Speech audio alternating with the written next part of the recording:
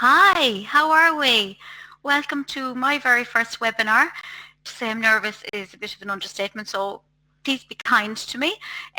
You're very welcome to our first webinar, as I said, on EU funding for creatives. And this is actually part of a wider Erasmus Plus project, which I'm going to tell you a little bit about later, because we secured European funding to deliver this, and basically you can too. So we've a lot of information to get through. I've probably put in a lot more resources than we're going to get through in this 45 minutes, but at least it gives you a good starting point, a foundation, and then you can do more investigation there afterwards. So again, thanks a million for joining us, and we'll get started. Oh, sorry, two things. Thanks to the EU, and thanks to our technical team, Grace, who's here with me. Great. Okay. So at this point you can see the screen, and I'm going to take you through the presentation that we have prepared. Please feel free to use chat to pose questions. The webinar will be recorded and available afterwards, and you will receive an email with all the details in it, because there's video links in here that I want you to look at, and lots of other resources that you want to take on board after this. So basically we're helping creative organisations want to find out more about EU opportunities. Some top tips in making that funding application is where we're going to start. Then we're going to look at kind of the key funding stream, which is the Creative Europe programme. We're going to look at opportunities available then through the EU lifelong learning programmes, which is typically Erasmus, which is what we're funded under. And we're going to look a little bit about crowdfunding platforms that specialise in the creative sector. And these are really important and becoming more important, and definitely worth your consideration. Again, the disclaimer is here, so this information is correct as of January 2017. So basically, what really encourages me is that the EU has described the creative and cultural industry sector, and I love the way they've brought cultural into the realm there, but they recognise themselves that it's undervalued and under-recognised, particularly in terms of accessing finance, and you know that as well as everybody. So what are they going to do about it? They have set up a number of priorities, I suppose, and what they're going to try to do is help change skill needs by promoting innovation through education. And we are all educators. Every creative that I know and work with has an educational remit. Or if you don't have, you possibly could have, and it could be a valuable source of income, so I'd really encourage you to look at it. They really want to encourage mobility of artists, and by artists they mean all creators, to move throughout Europe, to learn from each other, to experience best practice in a very, very practical way. And then at a higher level they're looking at reform of regulatory environments and getting more market access and investment in creative and cultural industries. They've implemented a series of actions and initiatives, including Creative Europe and other sources. So where you see blue here, when you get your email from us, you will be able to click on all those links and do more research. Okay, so some of my Ignite creative entrepreneurs who are in training in Ireland at the moment will recognise this, but basically, you know, like making a cake, EU funding applications depends on the ingredients, which is basically you, your partners that you choose to collaborate with in the project, and your project idea, and following their recipe basically. So before we get started, I suppose I always encourage people to stop thinking about the money. Don't think about the financial reason that you want to attract EU resources, but what is it about your project that's going to make a difference, and why should that be done in a European context? Regularly we learn much more by looking outwards than we do it ourselves. So things that you might be trying to achieve, you know, something like internationalization of your own career or the careers of others that you are working with, give young people the chance to study overseas in an artistic capacity, or in your case you could welcome others from overseas to come and study with you. This whole transferring of skills and competencies and know-how among your peers is extremely powerful, and that could be one thing that you're trying to achieve, or just getting really good practice as well as new business and ways of doing business and running a creative industry business. It's really essential that you do your homework, so researching and absorbing what the funding streams are looking for is really, really important. you need to look at each funder's, what their criteria are and how your project matches their aims and objectives. So basically, you know, why they will fund your project as a really good match for what they're trying to achieve. So that research phase is very, very important. You need to read the guidelines published by the funders. As I go through them, I'm going to be giving you links to those guidelines. Can I say sometimes they're off-putting? There's a lot of documentation, but it really is worthwhile picking out kernels, using the language that they use and bringing that into your application. You know, their motivation, what format of applying, it's all done online now. The level of funding varies from 100% back down to 60% typically. Deadlines, what's eligible and not, and how they make their decisions. So getting to grips with all that information. One thing I really encourage people to do is to go into each of the funder websites and look and see what has been funded in the past. What have they invested in? What do their partnerships look like? What are their deliverables? Because it will give you a very good feeling for the caliber, the type of actions that they're funding and whatever. So do some research. Particularly, you'll see it later, we're trying not to replicate what others have done in the past. So by you doing something new is very, very good. Why are we doing all this bit of groundwork is that, you know, funders tell us that 50% of the applications that they receive don't meet their criteria, which means they're not even assessed. They go straight in the bin. So imagine putting all that effort in and having nothing as a result of it. So read the guidelines really, really carefully. One of the projects that get through then, typically, and sorry, should I say, of the 100% that apply, only 20%, 1 in 5 is funded. But when you think that, you know, 1 in 2 goes in the bin, the funding rate isn't as stark as it's seen. So stay with it.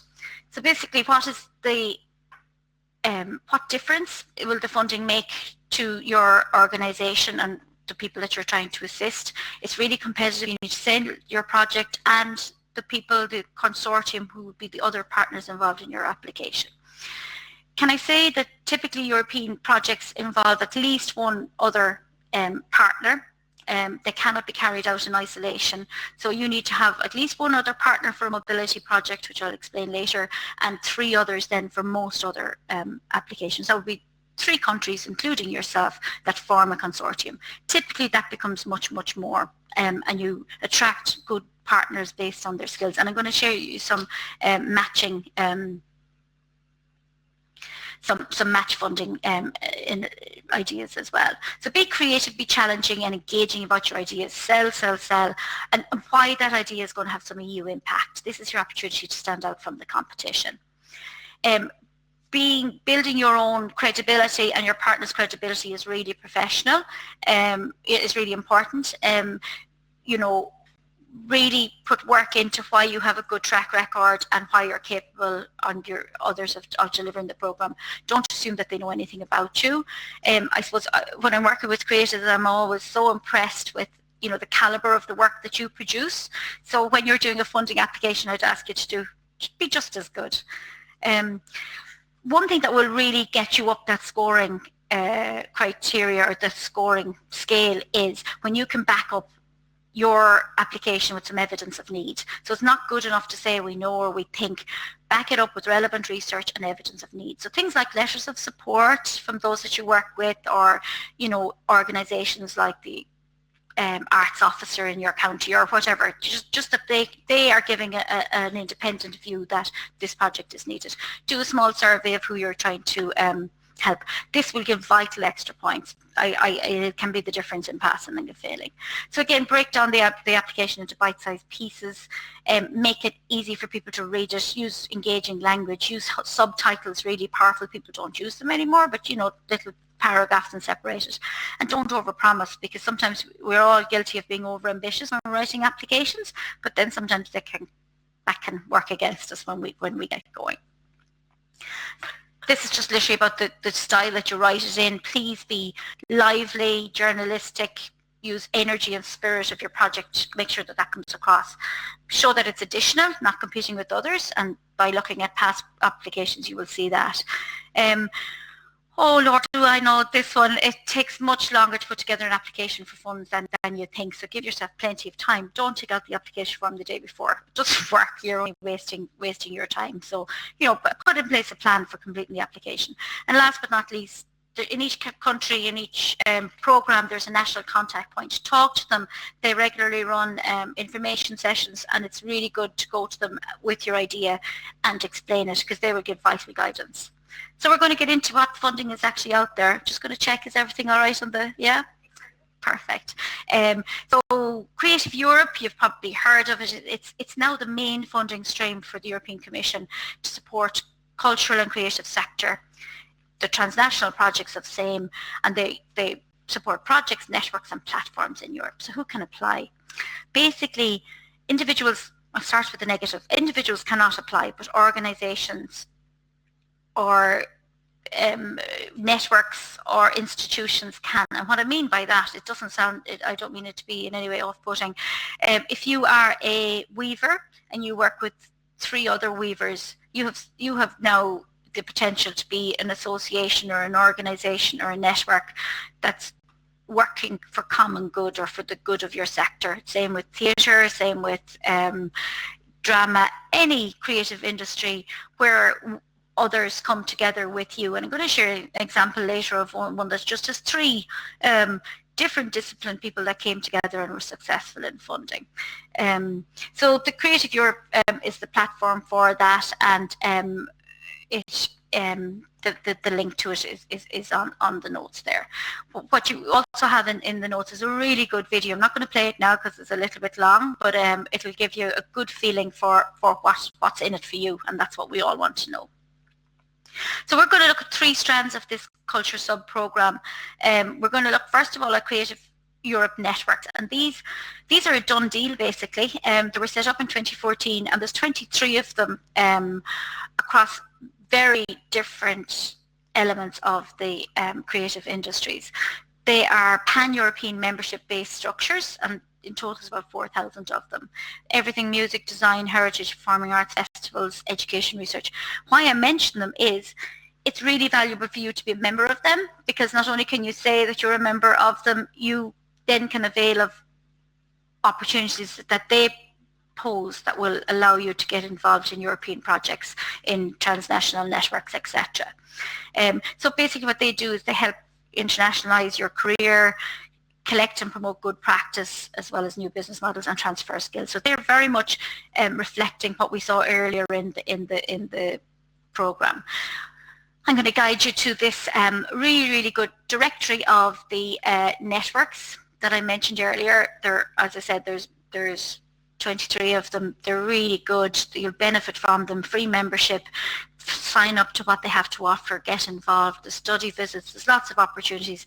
So that will give you a starting point to understand what your industry is doing within the European context.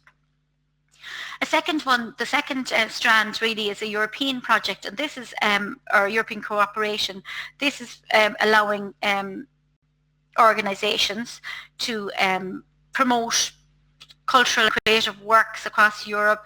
Mobility, they keep referring to mobility, and that literally is the physical being in the other country, and they're very keen to see artists and creatives move and collaborate and work with each other.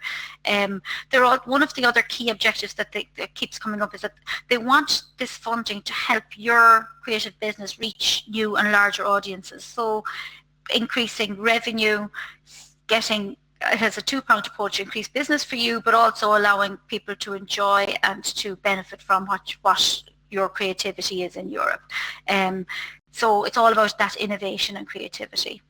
2 types of funding under this cooperation measure, and I suppose most of us will fit under category 1, the small scale operation projects. And for this you need a minimum of 3 partners, a project leader and 2 other partners from 3 eligible countries. Most countries are eligible actually. The UK leaving Brexit means that they are still eligible, and even third outside the EU countries are eligible as well. Turkey is involved and very active in creative industries. So basically it means that this consortium of partners, these 3 partners, or more can apply for a grant of up to €200,000, which is 60% of the eligible costs. So 40% of match funding must be put in. Now this typically is put in terms of your own time, non-cash, and also then if there's any income generated as part of the project. So typically match funding doesn't pose a barrier to participation. The larger projects then needs at least 6 partners, a project leader and 5 others from 6 EU countries, much bigger budget, 2 million, and that funding is at 50%. But again, it's unlikely if you're starting off on an EU funding basis, definitely category 1 is for you. Let's look at the success rate. In 2016, it was just 13% for small-scale projects, but I'm encouraging not to despair, because we saw that half of the projects were ineligible, and I think using really well-written applications that look and see what the funder priorities are, you will definitely increase your chances of success. I've given some examples. I know that we've our dance representative with us today, and a theatre representative, and some really good examples of projects that have. The first one is moving using inclusion, dances and inclusion for people with disabilities, a really exciting project, and the other is about a platform for European theatre. So brilliant projects, well worth looking at. It'll give you an idea of what they look like. Again, I have to encourage you to look through the past applications and see they're structured, and there's the web link for them. You'll be able to see it. Large-scale projects are much more difficult, and in 2016 there was actually no Irish applications at all. You would be surprised the lack of Irish applications that go in through Creative Europe. It's actually disappointing, so I think it's something we all need to encourage. So the third one is European platforms of the 3 strands. So this is a platform comprise 1 coordination entity and a minimum of 10 member organisations. So again, it would be maybe somebody like in the west of Ireland, it could be a local authority, an arts officer applying and having 10 different organisations underneath that supporting the application, that type of application. And it's about building new audiences, networking activities, and promoting artists and creators, especially new and emerging talents and their work. So again, it ticks all the boxes of what we wanted to do, but it's actually accessing it. So financial support is available to the members of this platform for European programming. So this covers all the costs of getting you and your production to Europe, and working on this shared and artistic cultural vision with your partners. Getting more circulation of people's work and getting international exposure, and then promoting and showcasing at least 30% of emerging talent from other EU countries. So new talent is very much there.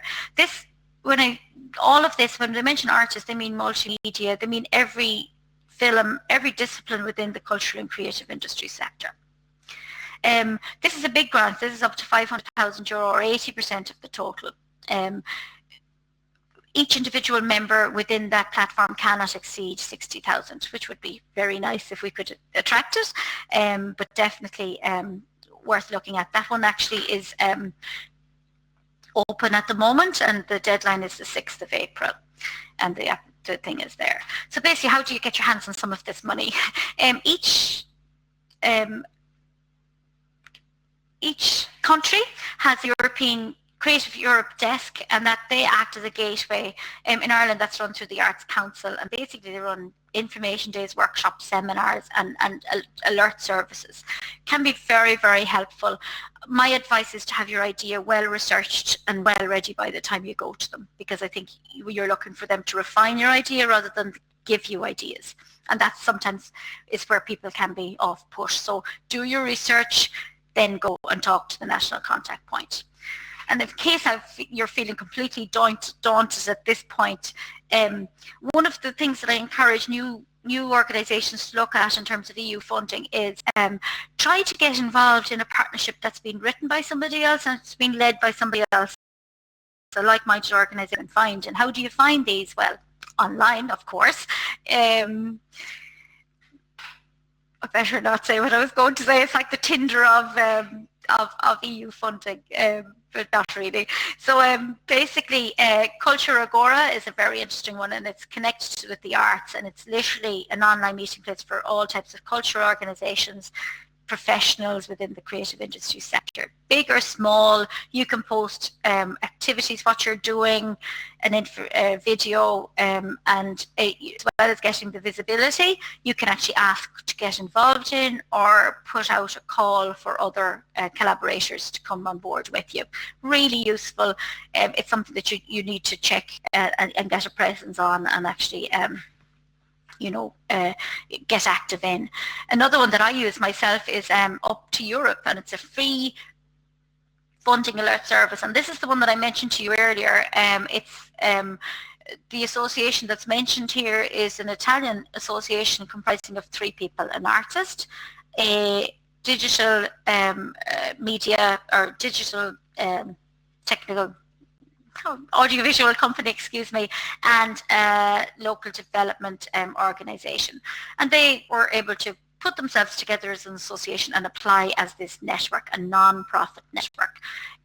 So again, they run a really good funding alert service and a search capacity. You put up your profile, and according to keywords, people find you. It's really, really powerful, and it's worked for me quite a bit in the past. Another one that's really handy to use, basically I look at it through Facebook, is On the Move, and it's regular and one-off opportunities available. So the information is out there. It takes some amount of networking online to find it, but it's very, very worthwhile to do that. For our film organisations, there is a specific strand of Creative Europe that's dedicated to the EU film and audiovisual industry, and the focus of this is for the developing, distribution and promotion of your work, and the maximum value of this is €1 million. The type of organisations that can apply are independent production companies, independent audiovisual companies, European entities such as non-profit organisations, town councils, foundations, etc.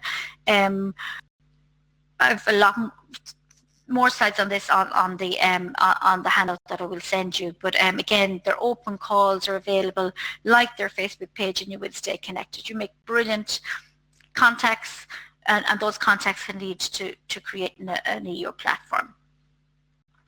I'm going to move on to the lifelong learning programs, and typically this is Erasmus, and I suppose many of us think of Erasmus as being a study abroad program, but it's much, much wider than that. It's for all types of education, training, youth and sport, in brackets in our case. So basically what it tries to do is encourage European exchange, cooperation and learning, and this is for all sectors of formal, informal and non-formal education. And I mentioned earlier, we are all educators. So what it's trying to do is modernise the way and the quality of teaching and youth work across Europe, and get transfer of innovation practices happening in a much more cohesive and active way. It's open to private or public organisations, schools, those involved in community work, youth work, etc. in any of the participating countries. I've put Ryanair here because I suppose it gives us the opportunity to travel, work and volunteer and study abroad. Again, like most European funding, project applications from individuals themselves are not accepted, but individuals can apply with the support of their organisation. So this organisation is really, really important. In Ireland, the national contact point for Erasmus is Lergas, and they're really helpful, lergas.ie. I have put a link to the UK Erasmus Plus website and an information session that they ran that will bring you straight to the information that you need. So examples of some of the youth-focused arts programs funded by Europe, and the web links are involved are on the handout that you'll get emailed to you. These are YouTube videos that have been done. Makeshift Ensemble was about sharing innovative theatre practice. Galway Community Circus as a really strong European outlook, and has been involved in a number of European partnerships, all made possible through Erasmus. And another one is a Crooked House in Kildare ran a really interesting training course in drama facilitation for young people. So what we're finding is that arts organisations or media organisations are using this non-formal learning methods to address social issues. So whether it be dealing with any of the social challenges that Europe faces, programs are welcomed in those themes. So I just want to get into a little bit of the nitty-gritty on the on what the programme looks like. For yourselves, I would be encouraging to look at two strands, what category your organisation fits into. So VET is vocational education training, and that is education that prepares people for work, and youth, the non-formal and informal learning opportunities. And the links to the really good UK information sessions are given there, but the same information applies in most cases, but just check with your national agency because the deadlines can change for the youth ones. There are more calls in some countries than others. So basically this few key actions that we're going to look at, there's 3 in total. We're going to look at 2 that are relevant for yourselves. So key action 1 is about learning mobility for individuals, and that simply means travel from one country to another for the purpose of learning or professional experience. So again, it allows organisations to send volunteers, staff, members, students, trainers, young people to another European country to undertake some element of learning or professional experience, and that can be job shadowing, volunteering, training, whatever. For the under vocational education, that period of study is from 10 days to 12 months, and either learners are hosted in a workplace or an organisation or in a school. It depends on what the partners are involved. What I want to explain is about what the budgets look like. So we're in Erasmus lifelong learning, where we'll say, for example, that six students from Slovakia are going to come over and study in Ireland doing a dance workshop or dance training program for 10 days. So basically what happens is that the application is made and the budget breaks down that for that distance, each participant coming over, the budget for that is $275 per participant for travel. The host organisation, so if you're hosting this, you get €350 per participant, and that you can have up to 100. Any special needs supports that needs to happen to help anybody participate is up to 100%. The subsistence based on each country is between 25 and €100 for Ireland for 4 days, and then it's reduced to 70%. But basically the host organisation receives this money and puts up, accommodates, feeds and looks after the learners in their area. So for example, they also receive a course fee. So if I was doing a course in Slovenia, the person that's doing that course receives €490 per participant, which is the equivalent of €70 per day. And that's to cover the training and the costs of the trainer and any training materials. So if you have 10 participants, that course fee for the 10 days is €4,900. So it gives you an idea of the scope that you can do. I'm not going to go through this in detail, but you'll see in your notes that there's a step-by-step application process. It's not that complicated. It's all done online, and the key thing is to find a course that's either interesting for the group that you want to send, or put on a course that's going to be interesting for the group that you're going to attach. And Michael is telling us that he had a really good experience with Funded at Mirror Media. Brilliant. And I would love to include that, Michael, if that's okay. And your top tip is to keep on top of the promotion and contact, but it's well worth it. I would completely agree. Getting the it's no good just putting it there and hoping people will come and get you. That doesn't work. You have to really work hard at promoting it, but it's, as you say, well worth it in the end. Just a very quick overview of the deadlines for this mobilities. Basically, youth can apply up to 3 times per year, but the other one, the vocation for the older people amongst us, that's just once a year, and that's in February, for projects to start then in about April or May. And I mentioned, you're told in April or May, whether you've been successful or not. I mentioned key action 2 as so key action 1 is our mobilities, and key action 2 then is cooperation for innovation and the exchange of good practices, which is called strategic partnerships. Bear with me while the titles are a little bit long, but basically it allows different types of organisations across Europe to form strategic partnerships with each other to develop innovative ways of teaching, training and youth work. And then what you do is you share those results with the wider communities. And I can give no better example than the programme we're on now, and as part of this webinar is our creativecommunities.how project. You get all the details on the website, creativecommunities.how, involving partners, 2 from Ireland, ourselves, Momentum and Roscommon Leader Partnership, 2 from Northern Ireland, Banbridge District Enterprises, and Kieran is with us, and Canis Consulting, 2 from Poland, a university and a large chamber of commerce, and a really interesting lifelong learning college in Sweden. So it gave us the opportunity to work together, SMEs, a digital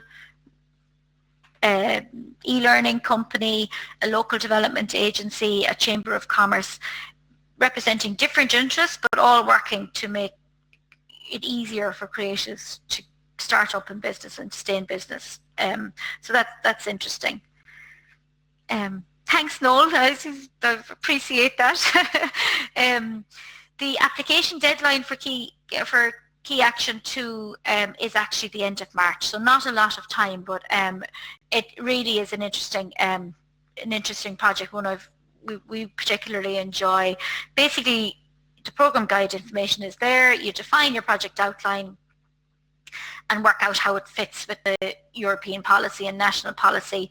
Get support from Lergas by attending their information sessions. They're actually happening at the moment in Ireland, and what they're asking for is that you submit an outline, your idea in an outline form, and the link to it is there as well. Couldn't be easier, and send that into Lergas by, well, it says tomorrow, but sometimes they allow you to take it a little bit, to submit it a little bit later. So they will give you good feedback on that. Not sure if some of you are connected into the Enterprise Europe network as well. Very worthwhile looking in terms of SMEs looking for EU programs and support. Brilliant international brokerage events that you can get funding to travel to, and it also has a really good central database of SMEs. I don't know, I'll put the link up to the advert, but they actually mention a digital marketing person who won a contract in Austria as a result of her engagement in the Creative Europe network. That's in Ireland, that's run through the local enterprise office, and we put up the links for Northern Ireland as well. One of the areas that I'm encouraging to look at as well is crowdfunding, and the introduction to this will also be in your slides that we're providing. But again, when I'm asked about crowdfunding for creatives, there are different models. So again, it can be for people on a charitable basis donate to an individual project or organisation, or people can pre-sell, where for that donation people get something in return. It could be a CD, a print, or whatever. Peer-to-peer lending is where you have to repay the money, and it typically is each lender giving a very small amount of money to a project in return for a reward. And then at the upper end of the scale, we have equity lending, where people lend money in exchange for company shares, and that's typically much more in the media side of the house. Different platforms facilitate different fundraising methods, so it's it's about finding the right one for you. Advantages of crowdfunding: basically access to capital quickly without the rigid bureaucracy. Can happen very, very easily.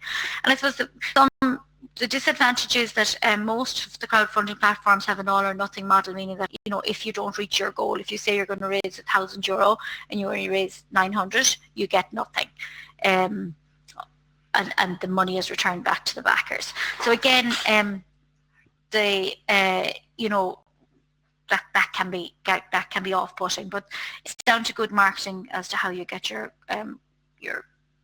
project across. Different platforms charge different charges depending on the amount that you look for. Some of them will charge a platform hosting fee, and that can cost vary from 0 to 300. Some will ask for that up front, others won't. Most of the crowdfunding platforms will take a percentage of the total amount raised, and that varies between 3 and 12%. So it's really worth your while shopping around and making sure that you've got an interesting, you've got the best possible proposition. And then also watch out for service fees on transactions made. That can be an average of 3%. So again, it can be, tricky enough to find out what exactly these crowdfunding platforms are looking for. Some niche examples in the creative sector that I have been impressed by, one in the UK called Born. It's a market network where exciting new creators typically showcase their new products, and it's all about quality design and stylish engineering ingenious pioneering products. So that's a specific platform. Another one is on the performing arts specific. It's an Italian one, and basically it's all or nothing, but it's the first crowdfunding platform and community dedication performing art, and that's really interesting to see, and it's very encouraging to see. Only recently set up in the last year. Other examples, Crowdy House is a Dutch one. We're not sure of their costs, but again, it's a premier marketplace for designers and makers, and it's really, really good quality. And in Ireland, we're fortunate to have Funded. Some of you may have been involved in Funded in the past. It's really getting legs now. I really think it's beginning to gain a lot of attention, and it's Ireland North and South All Ireland crowdfunding website for Ireland's creative projects. So it's really, really good. One example is Michael Smith, a blacksmith in Sligo, used Funded on a very small scale, but a very important scale for him to attend an international blacksmith event in Cape Breton, and he got 16 backers to give him just over €1,000 to help bring his project to life. And his model is very interesting. You can see there what he offered to each of his donors. So they received a small gift from Michael for the pledges. So it worked really, really well for him. Look and see how he crafted his campaign. So looking at the key crowdfunding platforms, Kickstarter is the one I suppose that most people would know of, and it helps artists, musicians, filmmakers, designers and other creators to actually get the support they need to get that project off the ground. They provide really good resources, so check out their handbook and the link is there for you. One example that impresses us, and it's a Northern Ireland project, is Ccic, and it's a really trendy bicycle lighting iconic product, and it's actually developed by cyclists for cyclists, and they did their campaign in 2013, really set the company up for great success, and they're flying it, and they actually doubled their pledge goal. So again, look and see how people have done their marketing behind these, and it would be good. And Kieran Cunningham tells us here that Backpack Furniture, based in County Monaghan, also was established through Kickstarter. So Kieran, we're going to include that in our materials. Thanks for that. And Noel Connolly, can individual cultural creative business apply for Creative Europe funding? No, Noel. What does work is where a group of at least 3 come together.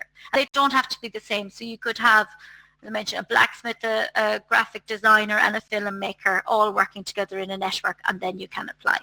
Hope that answers your questions. Keep them coming. We're getting into this now.